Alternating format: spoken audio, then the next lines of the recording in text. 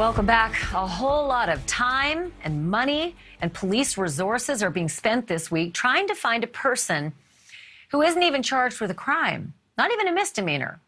Brian Laundrie is, for the moment, what investigators call a person of interest in the killing of his fiancée, Gabby Petito. And I said killing, not murder, because it isn't murder yet either.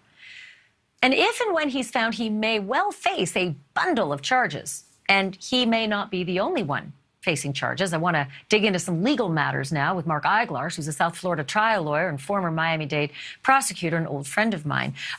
So Mark, boy, oh boy, I keep hearing about what the Laundries have been up to, and I'm ticking off the laundry list, pardon the pun, of charges and exposures that they might face if, in fact, they've been sending police on a wild goose chase. Walk me through it. Well, I was hoping that they could be charged with being an accessory after the fact, assuming they assisted him and knew that he had done something nefarious. I just checked the statute again, and I was mistaken. There's exceptions for parents. If you're a parent, if you are a husband or wife of another, that charge doesn't seem to apply. However, let's say they tampered with evidence in any way. Aha, no exception for mom or dad on that one. They could be facing up to 5 years in prison as a third-degree felony here in Florida. Okay, Mark, what about obstruction of justice if, in fact, the house is where Brian Laundrie was, and they said he went off to the woods, but he went off 4 days ago, and he never, ever went off to the woods, and they find instead that he's gone somewhere else, and they drove him? I like that one, too. That could work. And again, we're speculating here. As a defense lawyer, Let me just throw out, maybe they limited what they knew from him. One of these, I don't want to know, or maybe he indicated somehow that things weren't good, but never really shared with them precisely what he was up to. That could be the case.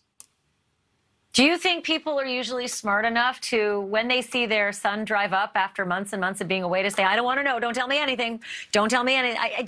They're not lawyers, right? I get that you know it, you know right away, you can smell it a mile away and you stop, the clients from talking. But what about false statements? I mean, if, in fact, this guy was off camping and they left him camping and then said, he's off in the woods and I hope you rack up a couple $1 million in search bills. Yeah, here's my take on that, okay? I am a father of 3, and I don't want to point my finger outward because I got 3 pointing back at me. If I was placed in that position, I candidly don't know what I'd do. I know I'd want to preserve my son's life or my daughter or my other son.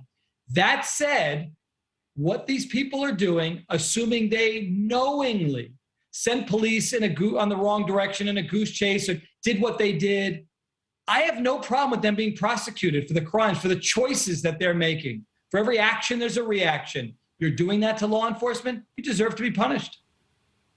You're doing that to law enforcement. We're paying the tab for it because this will end up being millions. We're at day 6 of this search right now.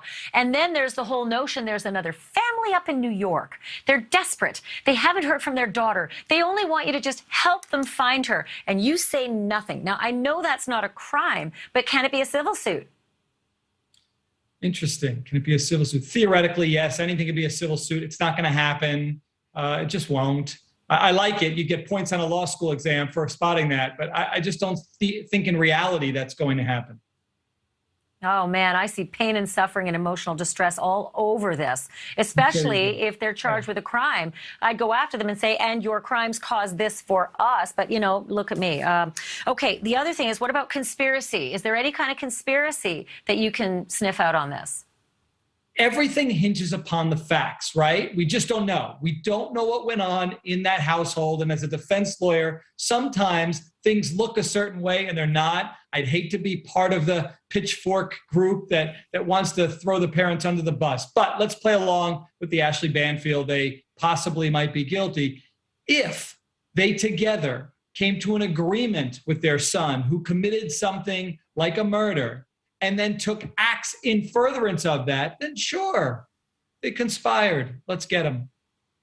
Yeah, but I'll tell you what, I'm not the pitchfork nation either, and I don't like that. But what I have seen in the behavior of these parents and the distress that it's caused everyone around them, this is morally reprehensible, just morally reprehensible. And I am going after them with my moral pitchfork. Yeah. No, let me say this. The court of public opinion is very different than a court of law. There is no presumption of innocence in the court of public opinion. And the burden of proof could be, I just think that they're guilty. Everybody's free to do that. The First Amendment gives you that wide latitude. And I'm right there with you. I don't put on my defense lawyer hat when I'm looking at this family. I believe that they knew what was going on. And I believe most likely they are morally responsible for some of the predicament that we're in right now, if not a lot of it. Yeah. Mark, I appreciate it. I want to have you back, especially since you're right there in Florida. Thank you, sir. Appreciate it. Also want to let our viewers know that tomorrow night, a special edition of Banfield is going to air on the Gabby Petito case. Several others in recent years that were tragically similar took similar hold of hearts and minds of the nation. Elizabeth Vargas, Diane Diamond, Mark Garrigo, Steve Helling. We'll see you tomorrow night at 10.